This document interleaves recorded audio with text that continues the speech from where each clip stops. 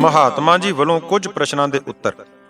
ਇੱਕ ਜਗਿਆਸੂ ਮਹਾਤਮਾ ਜੀ ਦੀ ਸੰਗਤ ਵਿੱਚ ਪੁੱਜਾ। ਕਾਫੀ ਸਮੇਂ ਤੋਂ ਉਸ ਦੇ ਮਨ ਅੰਦਰ ਕੁਝ ਪ੍ਰਸ਼ਨ ਉਤਪੰਨ ਹੁੰਦੇ ਸਨ, ਜਿਨ੍ਹਾਂ ਦੇ ਉੱਤਰ ਉਸ ਨੂੰ ਕੇਵਲ ਪੂਰਨ ਮਹਾਤਮਾ ਪਾਸੋਂ ਹੀ ਮਿਲ ਸਕਦੇ ਸਨ। ਉਸ ਨੇ ਆਪਣੇ ਮਨ ਦੇ ਸੰਸ਼ੇ ਮਹਾਤਮਾ ਜੀ ਪਾਸ ਪ੍ਰਗਟ ਕਰਦਿਆਂ ਆਖਿਆ ਕਿ ਸਤਿਕਾਰਯੋਗ ਮਹਾਤਮਾ ਜੀ, ਆਪ ਕਿਰਪਾ ਕਰੋ, ਮੇਰੇ ਇਹਨਾਂ ਸ਼ੰਕਿਆਂ ਦਾ, ਇਹਨਾਂ ਪ੍ਰਸ਼ਨਾਂ ਦਾ ਉੱਤਰ ਦਿਓ, ਤਾਂ ਜੋ ਮੇਰਾ ਮਨ ਵੀ ਪ੍ਰਭੂ ਪ੍ਰੀਤ ਅਤੇ ਸ਼ੁਭ ਗੁਣਾਂ ਦਾ ਧਾਰਨੀ ਬਣ ਸਕੇ। ਇਵੇਂ ਪ੍ਰਾਰਥਨਾ ਕਰਨ ਪਿੱਛੋਂ ਜਗਿਆਸੂ ਨੇ ਉਹ ਪ੍ਰਸ਼ਨ ਮਹਾਤਮਾ ਜੀ ਨੂੰ ਇਵੇਂ ਆਖੇ ਕਿ ਪਹਿਲਾ ਪ੍ਰਸ਼ਨ ਹੈ ਕਿ ਆਕਾਸ਼ ਨਾਲੋਂ ਵੱਡੀ ਵਸਤੂ ਕਿਹੜੀ ਹੈ? ਆਕਾਸ਼ ਨਾਲੋਂ ਵੱਡੀ ਵਸਤੂ ਕਿਹੜੀ ਹੈ? ਦੂਜਾ ਪ੍ਰਸ਼ਨ ਹੈ ਕਿ ਧਰਤੀ ਨਾਲੋਂ ਭਾਰੀ ਵਸਤੂ ਕਿਹੜੀ ਹੈ? ਤੀਸਰਾ ਸਵਾਲ ਹੈ ਕਿ ਪੱਥਰ ਨਾਲੋਂ ਕਠੋਰ ਭਾਵ ਕਰੜੀ ਵਸਤੂ ਕਿਹੜੀ ਹੈ? ਚੌਥਾ, ਅੱਗ ਨਾਲੋਂ ਵੱਧ ਸਾੜਨ ਵਾਲੀ ਚੀਜ਼ ਕਿਹੜੀ ਹੈ? ਅਤੇ ਪੰਜਵਾਂ ਸਵਾਲ ਹੈ ਕਿ ਤ੍ਰੈਗੁਣੀ ਮਾਇਆ ਕੀ ਹੈ ਤੇ ਗੁਰਮਤਿ ਅਨੁਸਾਰ ਇਸ ਤੋਂ ਕਿਵੇਂ ਛੁਟਕਾਰਾ ਮਿਲ ਸਕਦਾ ਹੈ? ਜਗਿਆਸੂ ਦੇ ਇਹਨਾਂ ਪ੍ਰਸ਼ਨਾਂ ਦਾ ਉੱਤਰ ਮਹਾਤਮਾ ਜੀ ਨੇ ਇਵੇਂ ਦਿੱਤਾ ਕਿ ਹੇ ਜਗਿਆਸੂ, ਪਹਿਲੇ ਪ੍ਰਸ਼ਨ ਦਾ ਉੱਤਰ ਇਸ ਤਰ੍ਹਾਂ ਹੈ ਕਿ ਆਕਾਸ਼ ਨਾਲੋਂ ਵੱਡੀ ਚੀਜ਼ ਹੈ ਸੱਚ।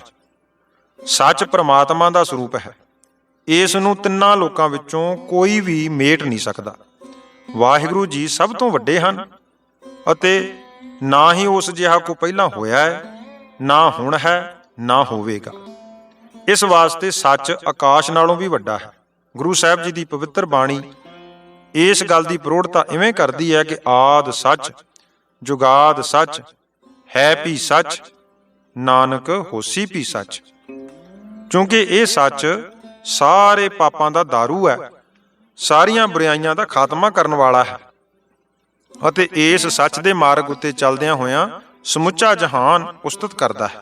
ਸੱਚ ਸਭਨਾ ਹੋਏ ਦਾਰੂ, ਪਾਪ ਕੱਢੈ ਧੋਏ, ਨਾਨਕ ਵਖਾਣੈ ਬੇਨਤੀ ਜਿਨ ਸੱਚ ਪੱਲੇ ਹੋਏ, ਤਥਾ ਸੱਚਾ ਮਾਰਗ ਚੱਲਦਿਆਂ ਉਸਤਤ ਕਰੇ ਜਹਾਨ।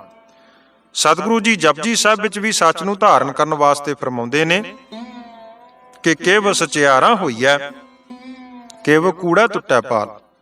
ਰੋਜ਼ਾਨਾ ਜ਼ਿੰਦਗੀ ਦੇ ਕਾਰ ਵਿਹਾਰ ਵਿੱਚ ਵੀ ਸੱਚ ਦੀ ਵਰਤੋਂ ਕਰਨੀ ਅਤੇ ਸੱਚੇ ਵਾਹਿਗੁਰੂ ਜੀ ਦਾ ਨਾਮ ਜਪ ਕੇ ਸੱਚ ਹੁਕਮੀ ਦੇ ਹੁਕਮ ਵਿੱਚ ਜੀਵਨ ਢਾਲ ਕੇ ਉਸ ਵਿੱਚ ਲੀਨ ਹੋਇਆਂ ਹੀ ਸਚਿਆਰ ਬਣਿਆ ਜਾ ਸਕਦਾ ਹੈ। ਇਸ ਕਰਕੇ ਸੱਚ ਆਕਾਸ਼ ਨਾਲੋਂ ਵੀ ਵੱਡਾ ਹੈ। ਦੂਜੇ ਪ੍ਰਸ਼ਨ ਦਾ ਜਵਾਬ ਇਹ ਹੈ, ਤੂੰ ਪੁੱਛਿਆ ਹੈ ਕਿ ਧਰਤੀ ਨਾਲੋਂ ਭਾਰੀ ਵਸਤੂ ਕਿਹੜੀ ਹੈ? ਤੇ ਸੁਣ, ਧਰਤੀ ਨਾਲੋਂ ਭਾਰੀ ਵਸਤੂ ਇਹ ਹੈ ਕਿ ਬੇਦੋਸ਼ ਪੁਰਸ਼ ਤੇ ਈਰਖਾ ਵਿੱਚ ਆ ਕੇ ਉਸ ਨੂੰ ਕਿਸੇ ਕਿਸਮ ਦਾ ਕੁਕਰਮ ਕਰਦਿਆਂ ਵੇਖਣ ਤੋਂ ਬਿਨਾਂ ਹੀ ਦੋਸ਼ ਲਾ ਕੇ ਦੋਸ਼ੀ ਸਾਬਤ ਕਰਨਾ ਅਤੇ ਉਸ ਦੀ ਨਿੰਦਿਆ ਕਰਨੀ, ਇਹ ਧਰਤੀ ਨਾਲੋਂ ਵੀ ਵੱਡਾ ਪਾਪ ਹੈ। ਫਿਰ ਦ੍ਰਿੜ ਕਰ ਲਓ ਕਿ ਧਰਤੀ ਨਾਲੋਂ ਭਾਰੀ ਵਸਤੂ ਇਹ ਹੈ ਕਿ ਕਿਸੇ ਬੇਦੋਸ਼ ਵਿਅਕਤੀ ਉੱਪਰ ਈਰਖਾ ਵਿੱਚ ਆ ਕੇ ਉਸ ਨੂੰ ਕਿਸੇ ਕਿਸਮ ਦਾ ਕੁਕਰਮ ਕਰਦਿਆਂ ਵੇਖਣ ਤੋਂ ਬਿਨਾਂ ਹੀ ਦੋਸ਼ ਮੜ ਦੇਣਾ ਤੇ ਫਿਰ ਦੋਸ਼ੀ ਸਾਬਤ ਕਰਨ ਦਾ ਯਤਨ ਕਰਨਾ ਤੇ ਉਸ ਦੀ ਨਿੰਦਿਆ ਕਰਨੀ, ਇਹ ਧਰਤੀ ਨਾਲੋਂ ਵੀ ਵੱਡਾ ਪਾਪ, ਭਾਰਾ ਪਾਪ ਹੈ। ਗੁਰੂ ਸਾਹਿਬ ਤਾਂ ਦੇਖ ਕੇ ਅਣਡਿੱਠ ਕਰਨ ਦਾ ਉਪਦੇਸ਼ ਦਿੰਦੇ ਹਨ। ਜਿਵੇਂ ਧਰਤੀ ਹੇਠ ਆਇਆ ਪੁਰਸ਼ ਧਰਤੀ ਹੇਠੋਂ ਨਿਕਲ ਨਹੀਂ ਨਾ ਸਕਦਾ, ਇਸੇ ਤਰ੍ਹਾਂ ਬੇਦੋਸ਼ੇ ਨੂੰ ਦੋਸ਼ ਲਗਾਉਣ ਵਾਲਾ ਨਿੰਦਕ ਪਾਪੀ ਇਸ ਪਾਪ ਦੇ ਭਾਰ ਹੇਠੋਂ ਨਹੀਂ ਨਿਕਲ ਸਕਦਾ। ਗੁਰੂ ਰਾਮਦਾਸ ਸਾਹਿਬ ਪਾਤਸ਼ਾਹ ਜੀ ਦਾ ਪਾਵਨ ਬਚਨ ਗੁਰਬਾਣੀ ਵਿੱਚ ਇਸ ਤਰ੍ਹਾਂ ਆਉਂਦਾ ਹੈ ਕਿ ਜਿਸ ਅੰਦਰ ਚੁਗਲੀ ਚੁਗਲੋ ਵਜੈ, ਕੀਤਾ ਕਰਤਿਆ ਉਸ ਦਾ ਸਭ ਗਿਆ। ਨਿਤ ਚੁਗਲੀ ਕਰੇ ਅਣਹੋਂਦੀ ਪਰਾਈ, ਮੂੰਹ ਕੱਢ ਨਾ ਸਕੈ ਉਸ ਦਾ ਕਾਲਾ ਪੈ। ਤਥਾ ਧੰਨ ਗੁਰੂ ਅਰਜਨ ਦੇਵ ਪਾਤਸ਼ਾਹ ਜੀ ਦਾ ਵੀ ਪਾਵਨ ਬਚਨ ਹੈ ਕਿ ਜਿਉ ਦੇਖੈ ਛਿਦਰ ਤਉ ਨਿੰਦਕ ਉਮਾਹੈ, ਭਲੋ ਦੁਖ ਭਰੀਐ, ਆਠ ਪਹਿਰ ਚਿਤਵੈ ਨਹੀਂ ਪਹੁੰਚੈ, ਬੁਰਾ ਚਿਤਵਤ ਚਿਤਵਤ ਮਰੀਐ। ਸੋ ਇਸ ਕਰਕੇ ਕਿਸੇ ਬੇਦੋਸ਼ੇ ਵਿਅਕਤੀ ਦੀ ਈਰਖਾ ਵਿੱਚ ਆ ਕੇ ਨਿੰਦਿਆ ਕਰਨ ਤੋਂ ਗੁਰੇਜ਼ ਕਰਨਾ ਚਾਹੀਦਾ ਹੈ, ਕਿਉਂਕਿ ਇਹ ਦੋਸ਼ ਧਰਤੀ ਤੋਂ ਵੀ ਭਾਰਾ ਹੈ। ਤੀਜਾ ਪ੍ਰਸ਼ਨ ਸੀ ਕਿ ਪੱਥਰ ਨਾਲੋਂ ਕਰੜੀ ਵਸਤੂ ਕਿਹੜੀ ਹੈ? ਜਿਸ ਪੁਰਸ਼ ਦੇ ਮਨ ਵਿੱਚ ਦਇਆ ਨਹੀਂ ਨਾ ਉਪਜਦੀ, ਉਹ ਪੱਥਰ ਨਾਲੋਂ ਵੀ ਕਰੜਾ ਹੈ। ਜਿਸ ਨੂੰ ਗਰੀਬ ਵੇਖ ਕੇ, ਦੁਖੀ ਵੇਖ ਕੇ, ਲੋੜਵੰਦ ਵੇਖ ਕੇ ਉਸ ਲੋੜਵੰਦ ਤੇ ਤਰਸ ਨਹੀਂ ਨਾ ਉਪਜਦਾ, ਸਗੋਂ ਆਪਣੇ ਸਵਾਰਥ ਲਈ ਗਰੀਬਾਂ ਦੀ ਰੱਤ ਨਿਚੋੜਦਾ ਹੈ, ਆਪਣੇ ਜੀਵ ਦੇ ਸਵਾਦ ਵਾਸਤੇ ਜੀਵਾਂ ਨੂੰ ਕੋਹ ਕੇ ਮਾਰਦਾ ਤੇ ਸਵਾਦਾਂ ਦੀ ਪੂਰਤੀ ਕਰਦਾ ਹੈ, ਉਹ ਹਿਰਦਾ ਪੱਥਰ ਨਾਲੋਂ ਵੀ ਕਠੋਰ ਹੈ। ਅਤੇ ਅਜਿਹਾ ਵਿਅਕਤੀ ਧਰਮ ਦੇ ਮਾਰਗ ਤੇ ਟੁਰ ਨਹੀਂ ਸਕਦਾ, ਕਿਉਂਕਿ ਧਰਮ ਦਾ ਜਨਮ ਦਇਆ ਤੋਂ ਹੁੰਦਾ ਹੈ ਅਤੇ ਦਇਆ ਹਿਰਦੇ ਵਿੱਚ ਤਦ ਹੀ ਕਾਇਮ ਰਹਿ ਸਕਦੀ ਹੈ ਜੇ ਸੰਤੋਖ ਧਾਰਨ ਕੀਤਾ ਜਾਵੇ। ਇਹ ਸਭ ਸ਼ੁਭ ਗੁਣ ਅਕਾਲ ਪੁਰਖ ਜੀ ਦੀ ਦਾਤ ਹਨ ਅਤੇ ਪ੍ਰਭੂ ਸਿਮਰਨ ਦੁਆਰਾ ਇਹ ਗੁਣ ਹਿਰਦੇ ਵਿੱਚ ਟਿਕਦੇ ਹਨ। ਸੋ ਸਭ ਕੁਝ ਦਾ ਮੁੱਢ ਦਇਆ ਤੋਂ ਹੀ ਆਰੰਭ ਹੁੰਦਾ ਹੈ। ਗੁਰੂ ਸਾਹਿਬ ਜੀ ਦਾ ਪਾਵਨ ਬਚਨ ਹੈ, ਧੌਲ ਧਰਮ ਦਇਆ ਕਾ ਪੂਤ, ਸੰਤੋਖ ਥਾਪ ਰੱਖਿਆ ਜਿਨ ਸੂਤ, ਤਥਾ 68 ਤੀਰਥ ਸਗਲ ਪੁੰਨ, ਜੀ ਦਇਆ ਪ੍ਰਵਾਨ।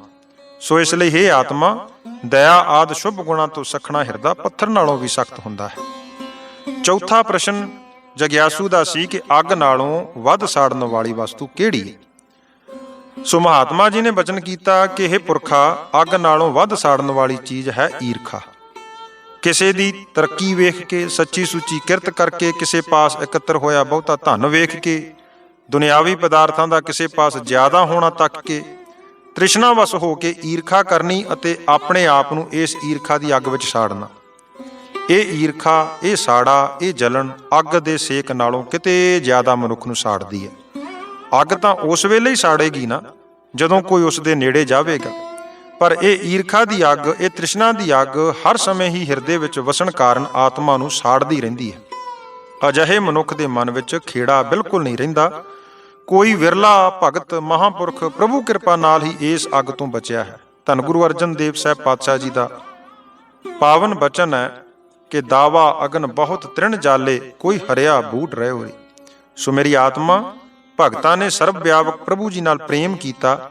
ਪ੍ਰਭੂ ਜੀ ਨੇਕੀ, ਭਲਾਈ, ਪ੍ਰੇਮ ਦੇ ਖਜ਼ਾਨੇ ਹਨ। ਭਗਤਾਂ ਨੂੰ ਹਰ ਇੱਕ ਜੀਵ ਵਿੱਚ ਪ੍ਰਭੂ ਜੀ ਵਸਦੇ ਨਜ਼ਰੀ ਆਏ। ਖੁਦਗਰਜੀ, ਜਹਾਲਤ, ਅਗਿਆਨਤਾ ਦੀਆਂ ਵਲਗਣਾ ਤੋਂ ਸੁਤੰਤਰ ਹੋ ਕੇ ਸਰਬੱਤ ਦੇ ਭਲੇ ਦਾ ਮਾਰਗ ਅਪਣਾਇਆ।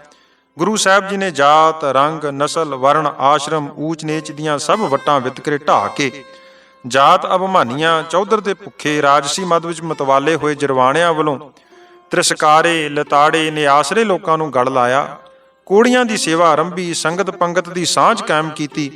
ਭਾਵੇਂ ਉਸ ਵੇਲੇ ਆਪਣੇ ਆਪ ਨੂੰ ਉੱਚ ਸਮਝਣ ਵਾਲਿਆਂ ਨੇ ਸਤਿਗੁਰੂ ਜੀ ਨੂੰ ਕੁਰਾਈਆ ਵੀ ਕਿਹਾ, ਪਰ ਗੁਰੂ ਨਾਨਕ ਸਾਹਿਬ ਪਾਤਸ਼ਾਹ ਜੀ ਦੀ ਪੰਜਵੀਂ ਜੋਤ ਧੰਨ ਗੁਰੂ ਅਰਜਨ ਦੇਵ ਜੀ ਬਚਨ ਕਰਦੇ ਨੇ ਕਿ ਬਿਸਰ ਗਈ ਸਭ ਤਾਤ ਪਰਾਈ, ਜਬ ਤੇ ਸਾਧ ਸੰਗਤ ਮੋਹਿ ਪਾਈ, ਰਹਾਓ ਨਾ ਕੋ ਬੈਰੀ ਨਹੀਂ ਬੇਗਾਨਾ, ਸਗਲ ਸੰਗ ਹਮ ਕੋ ਬਨ ਆਈ, ਜੋ ਪ੍ਰਭ ਕੀਨੋ ਸੋ ਭਲ ਮਾਨਿਓ, ਇਹੋ ਸਮਤ ਸਾਧੂ ਤੇ ਪਾਈ, ਸਭ ਮੈਂ ਰਵ ਰਹਿਆ ਪ੍ਰਭ ਏਕੈ, ਪੇਖ ਪੇਖ ਨਾਨਕ ਬਿਕਸਾਈ।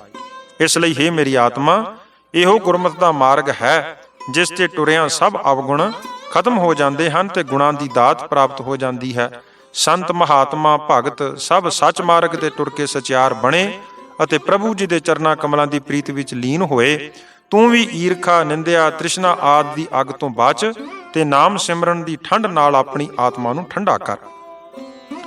ਪੰਜਵਾਂ ਪ੍ਰਸ਼ਨ ਜਗਿਆਸੂ ਦਾ ਸੀ ਕਿ ਤ੍ਰੈਗੁਣੀ ਮਾਇਆ ਕੀ ਹੈ ਤੇ ਗੁਰਮਤਿ ਅਨੁਸਾਰ ਇਸ ਤੋਂ ਛੁਟਕਾਰਾ ਕਿਵੇਂ ਮਿਲ ਸਕਦਾ ਹੈ। ਸੋ ਤ੍ਰੈਗੁਣੀ ਮਾਇਆ ਹੈ ਰਜੋਗੁਣ, ਤਮੋਗੁਣ, ਸਤੋਗੁਣ। ਰਜੋਗੁਣ ਕੀ ਹੈ ਕਿ ਮਨੁੱਖ ਦੇ ਮਨ ਅੰਦਰ ਇਸ ਪ੍ਰਭਾਵ ਅਧੀਨ ਵਿਦਿਆ, ਬਲ, ਪਦਵੀ ਅਤੇ ਅਧਿਕਾਰ ਪ੍ਰਾਪਤ ਕਰਨ ਦੇ ਗੁਣ ਉਤਪੰਨ ਹੁੰਦੇ ਹਨ। ਮਨੁੱਖ ਵਿਦਿਆ ਪ੍ਰਾਪਤ ਕਰਕੇ ਗਿਆਨਵਾਨ ਅਖਵਾਉਂਦਾ ਹੈ। ਸਰੀਰਕ ਅਤੇ ਮਾਨਸਿਕ ਬਲ ਨਾਲ ਉੱਚ ਪਦਵੀ ਅਤੇ ਰਾਜਸੀ ਸੱਤਾ ਦੇ ਬਹੁਤ ਅਧਿਕਾਰ ਪ੍ਰਾਪਤ ਕਰਦਾ ਹੈ। ਜਦੋਂ ਸੱਤਾ ਪ੍ਰਾਪਤ ਹੋ ਜਾਵੇ ਤਦ ਹਉਮੈ ਹੰਕਾਰ ਕਰਦਾ ਹੋਇਆ ਗਰਭਦਾ ਹੈ ਅਤੇ ਦੂਜਿਆਂ ਦਾ ਭਲਾ ਕਰਨ ਦੀ ਥਾਂ ਜ਼ੁਲਮ ਕਰਦਾ ਹੈ। ਆਪਣੇ ਤੋਂ ਕਮਜ਼ੋਰਾਂ ਨੂੰ ਸਤਾਉਂਦਾ ਹੈ ਅਤੇ ਵੱਡਿਆਂ ਵਿਰੁੱਧ ਵਿਦਰੋਹ ਕਰਦਾ ਹੈ। ਆਪਣੇ ਵਰਗਿਆਂ ਨਾਲ ਈਰਖਾ ਕਰਦਾ ਹੈ। ਮਾਇਆ ਇਕੱਠੀ ਕਰਕੇ ਦੂਜਿਆਂ ਦਾ ਹੱਕ ਮਾਰਦਾ ਹੈ। ਉਪਰੋਕਤ ਕਰਮ ਰਜੋਗੁਣੀ ਮਾਇਆ ਦੇ ਚਮਤਕਾਰ ਹਨ। ਦੂਸਰਾ ਹੈ ਤਮੋਗੁਣ। ਤਮੋਗੁਣ ਦੇ ਪ੍ਰਭਾਵ ਸਮੇਂ ਮਨੁੱਖ ਸਰੀਰ ਦੇ ਭੋਗਾਂ ਵਿੱਚ ਗਲਤਾਨ ਹੋ ਕੇ ਸਰੀਰਕ ਭੁੱਖਾਂ ਪੂਰੀਆਂ ਕਰਦਾ ਹੈ, ਪਰ ਭੋਗਾਂ ਦੀਆਂ ਰੰਗੀਨੀਆਂ ਅਤੇ ਯਾਦਾਂ ਉਸ ਦੀ ਭੁੱਖ ਵਧਾਉਂਦੀਆਂ ਤੇ ਭੜਕਾਉਂਦੀਆਂ ਨੇ। ਪਸ਼ੂ ਬਿਰਤੀ ਵਾਲੇ ਸਭ ਕਰਮ ਤਮੋਗੁਣ ਦੀ ਹੀ ਪੈਦਾਵਾਰ ਹਨ। ਤੀਜਾ ਗੁਣ ਹੈ ਸਤੋਗੁਣ। ਇਸ ਪ੍ਰਭਾਵ ਸਮੇਂ ਮਨੁੱਖ ਦੇ ਮਨ ਨੂੰ ਸ਼ੋਭਾ, ਜਸ, ਵਡਿਆਈ, ਉਪਮਾ ਅਤੇ ਮਾਨਤਾ ਦੀ ਭੁੱਖ ਵਿਆਪੀ ਰਹਿੰਦੀ ਹੈ। ਉਹ ਦਾਨ ਪੁੰਨ ਕਰਦਾ ਹੈ, ਸਕੂਲ, ਹਸਪਤਾਲ, ਸਰਾਵਾਂ, ਧਰਮਸ਼ਾਲਾਵਾਂ ਖੋਲ੍ਹਦਾ ਹੈ, ਮੰਦਰ ਬਣਾਉਂਦਾ ਹੈ, ਹੋਮ ਜੱਗ, ਪਾਠ ਪੂਜਾ ਕਰਵਾਉਂਦਾ, ਤੀਰਥ ਯਾਤਰਾ ਕਰਦਾ, ਲੰਗਰ ਲਵਾਉਂਦਾ, ਸਰੋਵਰਾਂ ਆਦਿ ਵਿੱਚ ਇਸ਼ਨਾਨ ਇਤਆਦਿਕ ਕਰਦਾ, ਸੋਹਣੇ ਲੈਕਚਰ ਉਪਦੇਸ਼ ਕਰਦਾ, ਮਿੱਠੀ ਸੁਰਤਾਲ ਵਿੱਚ ਸ਼ਬਦ ਗਾਇਨ ਕਰਦਾ ਹੈ।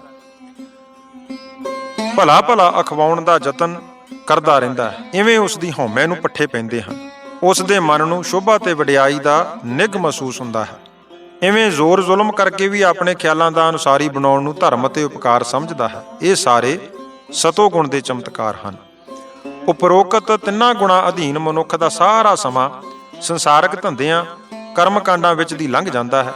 ਡੂੰਘੀ ਨਜ਼ਰ ਨਾਲ ਵੇਖੀਏ ਤਦ ਮਨੁੱਖ ਦਾ ਸਾਰਾ ਸਮਾਂ ਤਿੰਨਾਂ ਗੁਣਾਂ ਦੇ ਪ੍ਰਭਾਵ ਵਿੱਚ ਹੀ ਲੰਘਦਾ ਹੈ। ਇੱਥੋਂ ਤੱਕ ਕਿ ਭਜਨ ਪਾਠ ਕਰਦਿਆਂ ਵੀ ਮਨ ਮਾਇਆ ਦੇ ਪ੍ਰਭਾਵ ਅਧੀਨ ਆਪਣੀ ਭਜ ਨੱਠ ਵਿੱਚ ਹੀ ਦੌੜਿਆ ਰਹਿੰਦਾ ਹੈ। ਜੇ ਕਿਤੇ ਸਤਿਗੁਰੂ ਜੀ ਦੀ ਮਿਹਰ ਸਦਕੇ ਸਤ ਸੰਗਤ ਮਿਲ ਜਾਵੇ ਤਦ ਤਿੰਨਾਂ ਗੁਣਾਂ ਤੋਂ ਉੱਪਰ ਮਨ ਉੱਠਦਾ ਹੈ। ਇਸ ਅਵਸਥਾ ਵਿੱਚ ਮਨੁੱਖ ਨੂੰ ਚਿਰ ਤੱਕ ਰਹਿਣ ਵਾਲਾ ਚਿਰੰਜੀਵੀ ਆਨੰਦ, ਖੇੜਾ, ਰਸ, ਸਵਾਦ ਆਉਂਦਾ ਹੈ। ਇਸ ਅਵਸਥਾ ਸਮੇਂ ਮਨੁੱਖ ਦਾ ਮਨ ਸਰਬ ਉੱਚ, ਸਰਬ ਵਿਆਪਕ, ਸਰਬ ਸ਼ਕਤੀਮਾਨ ਅਕਾਲ ਪੁਰਖ ਜੀ ਨਾਲ ਜੁੜਿਆ ਹੁੰਦਾ ਹੈ, ਕਿਉਂਕਿ ਆਨੰਦ ਦੇ ਬਖਸ਼ਣਹਾਰ ਵਾਹਿਗੁਰੂ ਜੀ ਹਨ। ਗੁਰਮਤਿ ਮਾਰਗ ਅਨੁਸਾਰ ਪ੍ਰਭੂ ਜੀ ਦੇ ਚਰਨਾਂ ਕਮਲਾਂ ਨਾਲ ਮਨ ਨੂੰ ਜੋੜਨ ਦਾ ਸਾਧਨ ਹੈ ਪ੍ਰੇਮਾ ਭਗਤੀ ਨਾਮ। ਇਹ ਨਾਮ ਗੁਰੂ ਸਾਹਿਬ ਜੀ ਦੇ ਦਰੋਂ ਘਰੋਂ ਮੌਜੂਦਾ ਵਿਧੀ ਅਨੁਸਾਰ ਅੰਮ੍ਰਿਤ ਛਕਣ ਦੁਆਰਾ ਪ੍ਰਾਪਤ ਹੁੰਦਾ ਹੈ। ਜਦੋਂ ਨਾਮ ਦੀ ਪ੍ਰਾਪਤੀ ਪਿੱਛੋਂ ਨਾਮ ਦੀ ਕਮਾਈ ਕਰਕੇ ਹਉਮੈ ਦਾ ਤਿਆਗ ਹੁੰਦਾ ਜਾਵੇਗਾ, ਮਨੁੱਖ ਦੀ ਆਤਮਾ ਤਿਉਂ-ਤਿਉਂ ਪਰਮਾਤਮਾ ਵਿੱਚ ਲਵਲੀਨ ਹੁੰਦੀ ਜਾਵੇਗੀ। ਇਸ ਤਰ੍ਹਾਂ ਤ੍ਰੈਗੁਣੀ ਮਾਇਆ ਦਾ ਪ੍ਰਭਾਵ ਖਤਮ ਹੋ ਜਾਵੇਗਾ। ਇਸ ਦੇ ਛੁਟਕਾਰੇ ਦਾ ਸਾਧਨ ਹੈ ਸਾਧ ਸੰਗਤ, ਸੇਵਾ ਅਤੇ ਸਿਮਰਨ। ਇਵੇਂ ਗੁਰਮੁਖ ਮਾਇਆ ਵਿੱਚ ਰਹਿੰਦਿਆਂ ਹੋਇਆਂ ਉਦਾਸ ਰਹਿੰਦਾ ਹੈ।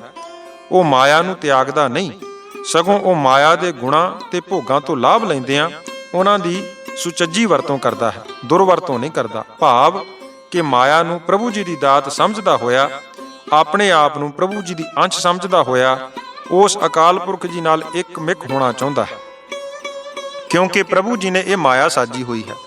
ਗੁਰਮੁਖ ਸਮਝਦਾ ਹੈ ਕਿ ਉਸਨੇ ਸਤਿਗੁਰੂ ਦੀ ਚਰਨ ਸ਼ਰਨ ਵਿੱਚ ਰਹਿੰਦਿਆਂ ਭਵ ਸਾਗਰ ਨੂੰ ਪਾਰ ਕਰਕੇ ਕਿਸੇ ਉਚੜੇ ਦੇਸ਼ ਅੱਪੜਨਾ ਹੈ, ਜਿਸ ਨੂੰ ਗੁਰਮਤਿ ਨੇ ਸਹਿਜ ਅਵਸਥਾ ਆਖਿਆ ਹੈ।